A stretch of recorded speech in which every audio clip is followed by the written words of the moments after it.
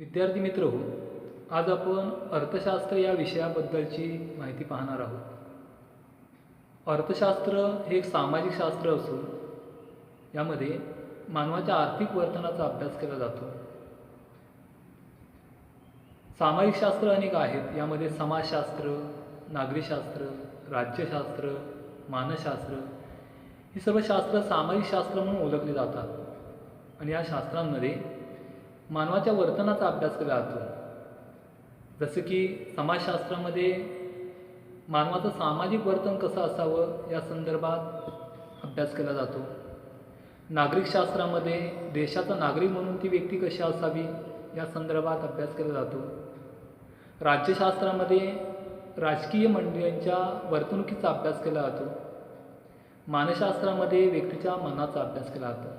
तर त्याचप्रमाणे अर्थशास्त्रामध्ये देखील मानवाच्या वर्तनाचाच अभ्यास केला जातो. मात्र मानवाची आर्थिक वर्तणूक अर्थशास्त्रामध्ये अभ्यासली जाते. अर्थशास्त्रामध्ये सूक्ष्म अर्थशास्त्र आणि समग्र लक्ष्य अर्थशास्त्र या अर्थशास्त्राच्या दोन शाखा मानल्या जातात.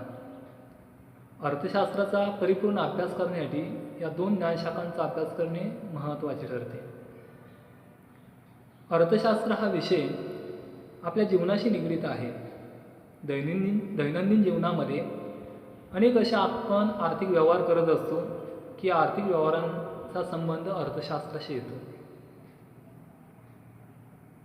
मानवाचं आर्थिक वर्तन आहे सतत बदलणारं आहे. मानवाकडून अनेक आर्थिक क्रिया केल्या जातात आणि या आर्थिक क्रिया करत असताना प्रत्येक आर्थिक क्रियेच्या वेळेला मानवाचे आर्थिक वर्तणूक बदललेली आपल्याला पाहायला मिळते. आणि ही वर्तणूक का बदलते आणि तशा पद्धतीचं वर्तन व्यक्ती किंवा उपभोक्ता का करतो याचा अभ्यास अर्थशास्त्रामध्ये केला जातो. अर्थशास्त्र या विषयाची व्याप्ती ही व्यापक आहे. पण अर्थशास्त्र या विषयाचा संबंध प्रत्येक विषयाशी येतो.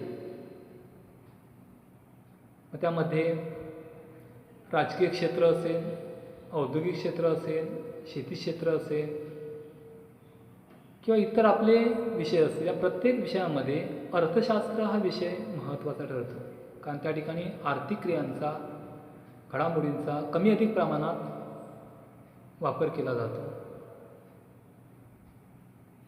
अर्थशास्त्र या विषयामध्ये मानवाची आर्थिक वर्तणूक आहे ही अभ्यासली जाते. तर उदाहरणार्थ सांगायचं झालं तर मानवाचे वेगवेगळ्या ठिकाणी वेगळी आर्थिक वर्तणूक होताना आपल्याला पाहायला मिळते. जसे की जेव्हा एखादी व्यक्ती उपभोग घेत असते, तर उपभोग घेणे ही एक संकल्पना आहे. आपण सर्वसाधारणपणे त्याला खाणे म्हणतो, परंतु उपभोग घेणे या शब्दाचा अर्थ वस्तू व सेवांचा उपयोग करण्याचा होतो. म्हणजेच आपण प्रत्येक वस्तूनी सेवा आहे ही खात नसतो, तर तिचा आपण उपयोग करत असतो, वापर करत असतो. उदाहरणार्थ पेन याचा जर आपण विचार केला तर पेन ही वस्तू आपण लिहिण्याची गरज पूर्ण करण्यासाठी वापरतो, ती वस्तू खाण्यासाठी वापरली जात नाही. आणि म्हणून उपभोग घेणे याचा अर्थ खाणे असा होत नाही, तर वस्तूंनी सेवांचा उपयोग करण्याचा होतो. तर उपभोग म्हणजे काही देखील एक संकल्पना आहे. ही संकल्पना अर्थशास्त्रामध्ये अभ्यासली जाते. त्याच पद्धतीने गरज, उपयोगिता, मागणी, वस्तू म्हणजे काय, सेवा म्हणजे काय, अशा अनेक संकल्पना आहेत की या संकल्पनांचा अभ्यास अर्थशास्त्र करताना दिसून येते. आणि या सर्व संकल्पना आपण दैनंदिन जीवनामध्ये वापरत असलेल्या आढळून येतो. आणि म्हणून या संकल्पना आपल्याला समजणे आवश्यक आहे. तर याचा अभ्यास अर्थशास्त्रामध्ये केलेला आहे. त्याचबरोबर अर्थशास्त्रामध्ये शेती क्षेत्र, औद्योगिक क्षेत्र, सेवा क्षेत्र यांचा देखील अभ्यास केला जातो. मानव आपल्या दैनंदिन जीवनामध्ये अनेक आर्थिक क्रिया करत असतो. व्यक्ती जेव्हा एखादी वस्तू खरेदी करण्यासाठी दुकानामध्ये जाते, त्याला आपण ग्राहक म्हणतो, तेव्हा ही व्यक्ती वस्तू खरेदी करत असताना ती वस्तू कमीत कमी किमतीला आणि दर्जेदार वस्तू कशी मिळेल यासाठी प्रयत्न करते. आणि त्या वस्तूपासून आपलं महत्तम समाधान कसं होईल त्या दृष्टिकोनातून ती वस्तूची खरेदी करत असताना त्या वस्तूकडे पाहत असते. म्हणजे महत्तम समाधान मिळवणे हे उपभोक्त्याचं किंवा ग्राहकाचं उद्दिष्ट असणे ते साध्य करण्यासाठी तो प्रयत्न करत असतो. तर याच्या विरुद्ध बाजूला विक्रेता किंवा उत्पादक वर्ग आहे. याचं उद्दिष्ट महत्तम नफा मिळवणे असतं. आपली वस्तू जास्तीत जास्त ग्राहकांना विकून जास्तीत जास्त कसा नफा मिळवता येईल या दृष्टिकोनातून प्रयत्न करत असतो आणि त्या पद्धतीचं वर्तन तो करतो. आणि त्यामुळे उत्पादक वर्ग किंवा विक्रेता वर्ग आहे हा जेव्हा एखाद्या क्षेत्रामध्ये गुंतवणूक करतो तेव्हा ही गुंतवणूक करत असताना नफ्याचं उद्दिष्ट समोर ठेवून तो गुंतवणूक करत असतो. त्यानंतर जेव्हा एखादी व्यक्ती बचत करत असते त्या बचत करणाऱ्या व्यक्तीची देखील वर्तणूक बदललेली आपल्याला पाहायला मिळते. आता बचत म्हणजे काय ही देखील एक संकल्पना आहे आणि या संकल्पनेचा देखील अभ्यास अर्थशास्त्र करते. व्यक्ती आपलं भावी जीवन सुखकर व्हावं, भावी जीवनातील म्हणजेच भविष्यातील आपल्या विविध गरजा पूर्ण करता याव्यात त्यासाठी बचत करत असते. आणि ही बचत कोणत्या पद्धतीने करावी या बचत करण्याचे अनेक मार्ग आहेत. तर त्यापैकी कोणता मार्ग निवडावा आणि आपण बचत करावी याचा निर्णय घेत असते. तो निर्णय घेण्याचं काम तर त्याचा अभ्यास अर्थशास्त्राच्या माध्यमातून करता येतो. म्हणजे अशा अनेक गोष्टी आहेत किंवा घटक आहेत की ते व्यक्तीच्या जीवनाशी संबंधित आहेत. थोडक्यात त्या आर्थिक व्यवहार म्हणून ओळखले जातात आणि अशा आर्थिक व्यवहारांचा अभ्यास अर्थशास्त्रामध्ये केला जातो.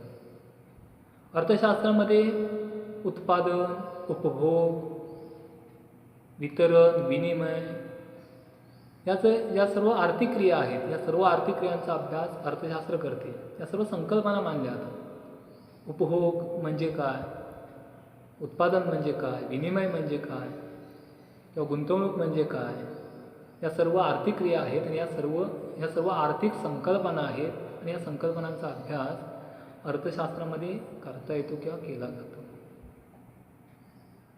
अर्थशास्त्र म्हणजे काय हे सर्वसाधारणपणे सांगायचे झाले तर आपल्याला असं म्हणता येईल मानवाच्या आर्थिक वर्तणुकीचा अभ्यास करणारे शास्त्र म्हणजे अर्थशास्त्र होय, अशी देखील आपल्याला एक सर्वसाधारण व्याख्या सांगता येते. अर्थशास्त्राला संपत्तीचे शास्त्र असेही म्हटले जाते कारण अर्थशास्त्रामध्ये विविध प्रकारच्या संपत्तींचा अभ्यास केला जातो. मग त्यामध्ये खनिज संपत्ती असेल, वनस्पती संपत्ती असेल, प्राणी संपत्ती असेल, तर या सर्व घटकांचा अभ्यास अर्थशास्त्रामध्ये केला जातो. आणि म्हणून अर्थशास्त्राला संपत्तीचे शास्त्र असे देखील संबोधले जाते. अर्थशास्त्रामध्ये पडणारे जे आर्थिक प्रश्न आहेत ते कसे सोडवले जावेत यांचा अभ्यास करण्याचं काम अर्थशास्त्रामध्ये केले जाते. मानवाचा जर आपण विचार केला तर मानवाच्या अनंत गरजा आहेत, परंतु या गरजा पूर्ण करण्याची साधनं ही मर्यादित, पर्यायी उपयोगाची आणि दुर्मिळ आहेत. मानवाने आपली एक गरज पूर्ण केली की दुसरी गरज उद्भवते, दुसरी पूर्ण केली की तिसरी उद्भवते. म्हणजे मानवाच्या गरजा कधीही पूर्ण होत नाहीत, सतत त्या उद्भवणाऱ्या असतात आणि सतत त्या नवनवीन गरजा मानवासमोर निर्माण होत असतात आणि या पूर्ण कराव्या लागतात. मात्र व्यक्तीला किंवा मानवाला या सर्व गरजा एकाच वेळी पूर्ण करता येत नाहीत. याचं कारण मानवाकडे या गरजा पूर्ण करण्यासाठी लागणारी साधनं आहेत ही मर्यादित, पर्यायी उपयोगाची आणि दुर्मिळ आहेत. आणि त्यामुळे या साधनांचा कसा वापर करावा आणि कोणत्या ठिकाणी करावा या संदर्भात व्यक्तीसमोर किंवा उपभोक्त्यासमोर प्रश्नचिन्ह निर्माण होतं. त्यालाच आपण आर्थिक प्रश्न म्हणतो. आणि हा आर्थिक प्रश्न त्या व्यक्तीला सोडवावा लागतो आणि तो कसा सोडवला जावा याचा अभ्यास अर्थशास्त्रामध्ये केला जातो.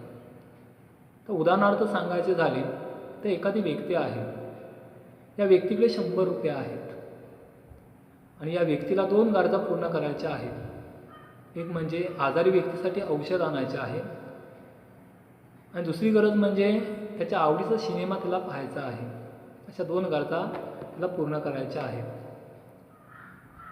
आता या पूर्ण करण्यासाठी त्याच्याकडे फक्त 100 रुपये आहेत आणि 100 रुपयातून त्याला या 2 गरजा पूर्ण करायच्या आहेत.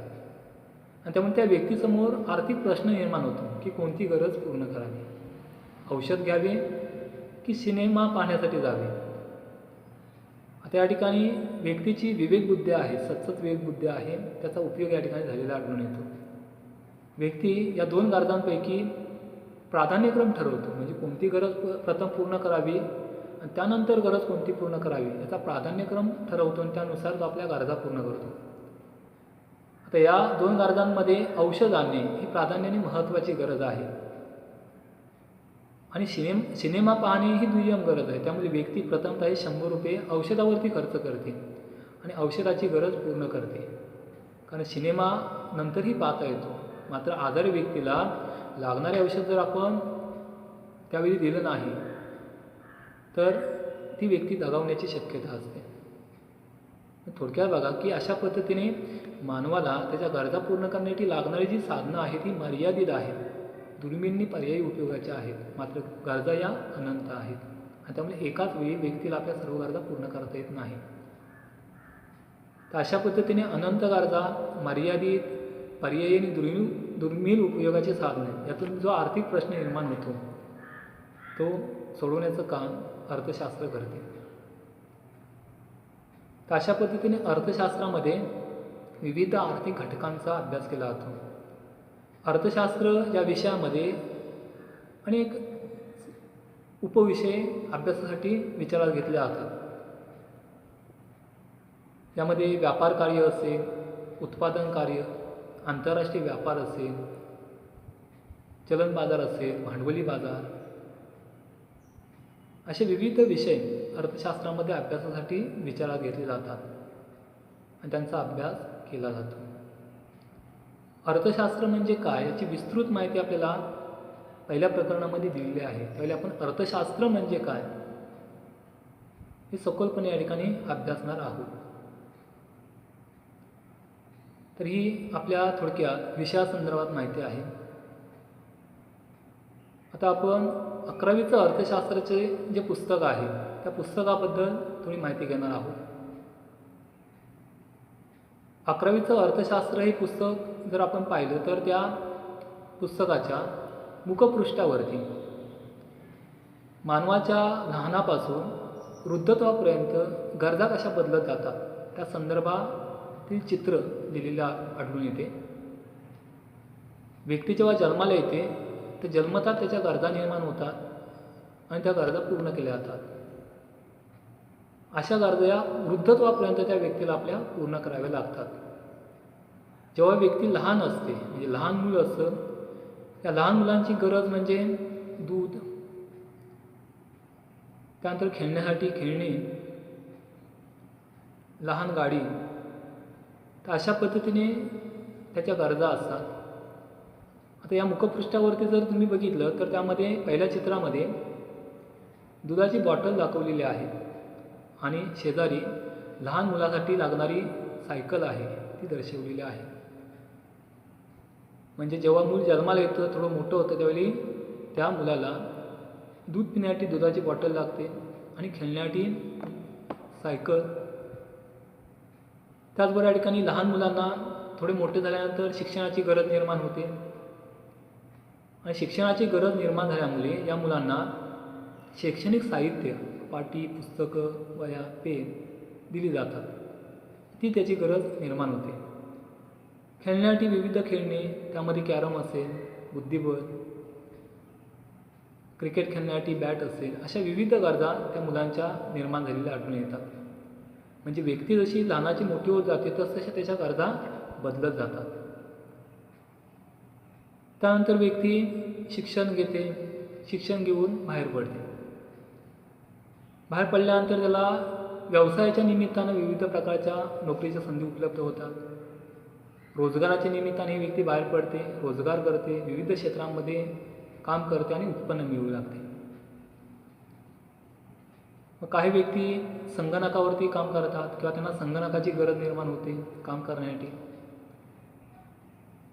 काही व्यक्ती डॉक्टरी पेशामध्ये जातात. डॉक्टरी पेशामध्ये गेल्यानंतर त्यांना त्या क्षेत्रामध्ये लागणाऱ्या वस्तूंची गरज निर्माण होते.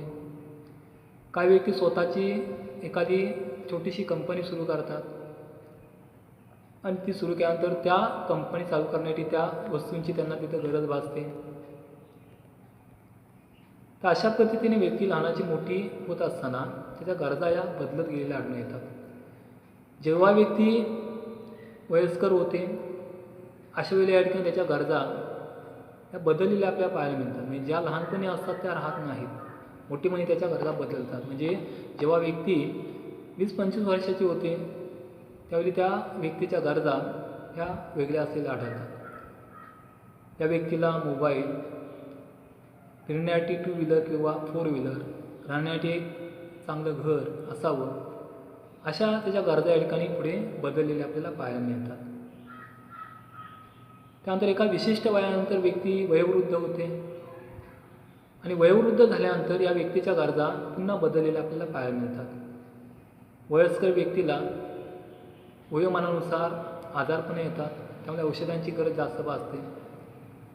वयोमानामुळे तिला व्यवस्थित चालता येत नाही, त्यामुळे तिला काठीची गरज भासते. कामामधून निवृत्त झालेली असल्यामुळे तिला मनोरंजन करण्यासाठी टी व्हीची गरज, वाचण्यासाठी पुस्तकांची गरज, वर्तमानपत्र, अशा पद्धतीने या व्यक्तीच्या गरजा बदलतात.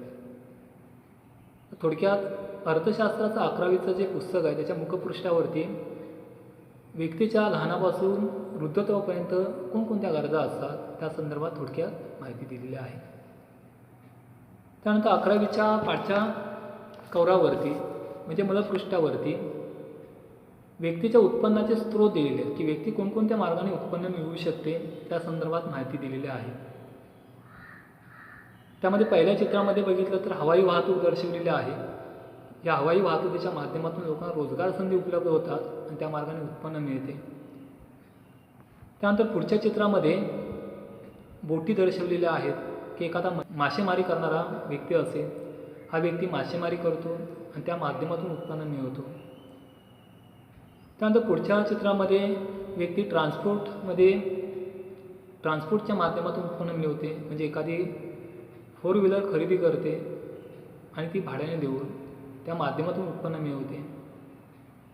काही व्यक्ती शेती करतात, शेती करून शेतीच्या माध्यमातून उत्पन्न मिळवतात.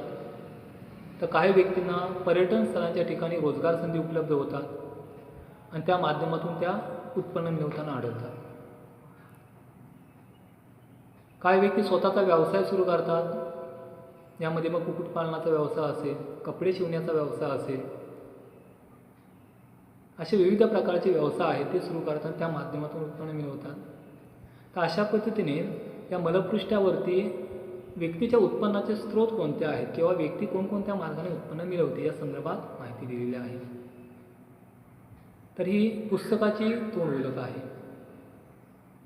आता आपण 11वीचा जो अभ्यासक्रम आहे ह्या अभ्यासक्रमाबद्दल थोडक्यात माहिती देणार आहोत. 11वीच्या अर्थशास्त्रामध्ये आपल्याला एकूण 10 प्रकरणांचा अभ्यास करायचा आहे. यामध्ये पहिलं प्रकरण आहे अर्थशास्त्रातील मूलभूत संकल्पना. आता या प्रकरणामध्ये तुम्हाला सूक्ष्मलक्ष्य अर्थशास्त्र आणि समग्रलक्ष्य अर्थशास्त्र यामध्ये असणाऱ्या ज्या विविध संकल्पना आहेत या संकल्पनांचा अभ्यास आपल्याला दिलेला आहे. त्यानंतर दुसरं प्रकरण आहे पैसा.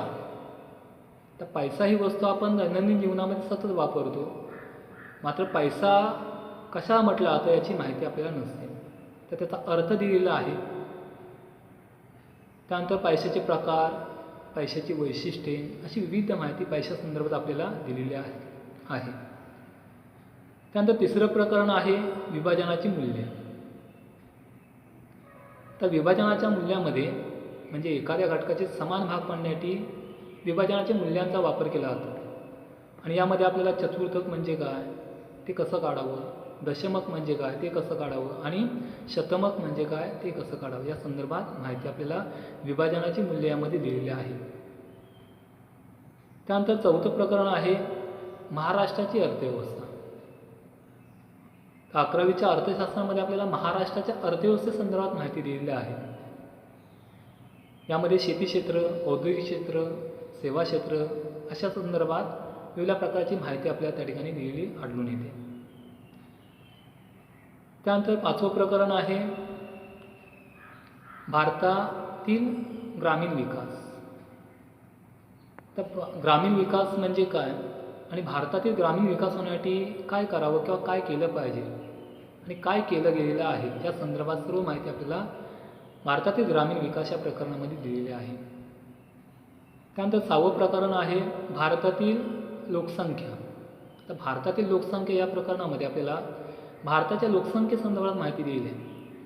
भारतीय लोकसंख्येची वैशिष्ट्य कोणते आहेत, लोकसंख्येचं महत्त्व काय आहे, त्यानंतर लोकसंख्यावरची कारणे, परिणाम, लोकसंख्या संदर्भात सिद्धांत, अशा विविध प्रकारची माहिती आपल्या लोकसंख्या टॉपिकमध्ये दिलेली आहे.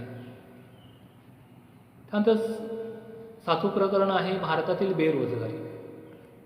तर या प्रकरणामध्ये बेरोजगारी म्हणजे काय, त्याचा अर्थ, बेरोजगारीचे प्रकार, बेरोजगारी निर्माण होण्याची कारणं, परिणाम, उपाययोजना, अशा संदर्भात माहिती आपल्याला या प्रकरणामध्ये दिलेली आहे.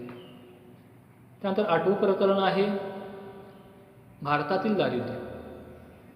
तर भारतातील दारिद्र्यासंदर्भात अभ्यास आपल्याला या प्रकरणामध्ये दिलेला आहे. यामध्ये दारिद्र्य कशा म्हटले जाते, दारिद्र्याच्या विविध संकल्पना दिलेल्या आहेत, त्यानंतर दारिद्र्य निर्माण होण्याची कारणे कोणती, त्याचे परिणाम काय होतात आणि हे दारिद्र्य कमी करण्यासाठी कोणत्या उपाययोजना केल्या जाव्यात, या संदर्भात माहिती आपल्याला दारिद्र्य या प्रकरणामध्ये दिलेली आढळून येते. त्यानंतर पुढचं प्रकरण आहे 9वं प्रकरण, भारताचे 1991 पासूनचे आर्थिक धोरण. तर या प्रकरणामध्ये 1991च्या आर्थिक धोरणाची माहिती दिलेली आहे. भारत सरकारने 1991 पासून नवीन आर्थिक धोरणाचा स्वीकार केला आणि देशाची अर्थव्यवस्था ही जागतिक अर्थव्यवस्थेशी एकरूप केली. म्हणजे जागतिक अर्थव्यवस्थेसाठी देशाची अर्थव्यवस्था खुली केली, हे जागतिकीकरण घडून आणले. तर यामध्ये 1991च्या धोरणाची वैशिष्ट्ये, त्याची उद्दिष्टे, त्यानंतर उदारीकरण म्हणजे काय, त्याच्या उपाययोजना कोणत्या, खाजगीकरण म्हणजे काय, त्याच्या उपाययोजना कोणत्या, जागतिकीकरण म्हणजे काय, त्याच्या उपाययोजना कोणत्या, आणि या नवीन आर्थिक धोरणाचे मूल्यमापन दिलेले आहे. अशा पद्धतीने एकंदरीत या प्रकरणाची माहिती आहे. आणि 10वं प्रकरण आहे भारतातील आर्थिक नियोजन. आता यामध्ये नियोजन म्हणजे काय, त्याचा अर्थ, त्यानंतर आर्थिक नियोजन कशाला म्हटलं जातं याचा अर्थ दिलेला आहे, आर्थिक नियोजनाची वैशिष्ट्ये दिलेली आहेत. त्यानंतर भारत सरकारने आपल्या देशाचा आर्थिक विकास करण्यासाठी पंचवार्षिक योजना राबवलेल्या आहेत. तर त्या योजनांसंदर्भात थोडक्यात माहिती दिलेली आहे, त्याचं मूल्यमापन दिलेलं आहे. तर अशा पद्धतीची माहिती आर्थिक नियोजनामध्ये दिलेली आढळते. तर अशा 10 प्रकरणांचा अभ्यास आपल्याला 11वीला करायचा आहे. आता आपण 11वीचं मूल्यमापन कसं असणार आहे या संदर्भात थोडक्यात माहिती घेणार आहोत. 11वीचं एकूण मूल्यमापन जर विचारात घेतलं आपण तर 200 मार्काचं असणार आहे. हे वार्षिक मूल्यमापन असणार आहे. म्हणजे वर्षभरात तुमच्या 200 मार्काच्या परीक्षा होणार आहेत. या परीक्षांमध्ये 2 घटक चाचण्या, 25-25 मार्काच्या 2 घटक चाचण्या, प्रथम सत्र परीक्षा 50 मार्काची, द्वितीय सत्र परीक्षा 80 मार्काची आणि अंतर्गत मूल्यमापन 20 मार्काचं असणार आहे. तर अशा पद्धतीने एकंदरीत 200 मार्काचं तुमचं मूल्यमापन वर्षाचं असणार आहे. तर आज आपण अर्थशास्त्र या विषयासंदर्भात थोडक्यात माहिती, त्यानंतर 11वीचं अर्थशास्त्र या पुस्तकाची तोंड ओळख आणि अभ्यासक्रम कोणता आहे त्याची माहिती आणि 11वीचं असणारं मूल्यमापन याची माहिती घेतलेली आहे. पुढच्या तासांना आपण प्रत्येक टॉपिकची विस्तृत माहिती किंवा अभ्यास या ठिकाणी करणार आहोत. तर अशा पद्धतीने आज आपण अर्थशास्त्र या विषयासंदर्भात थोडक्यात माहिती घेतलेली आहे.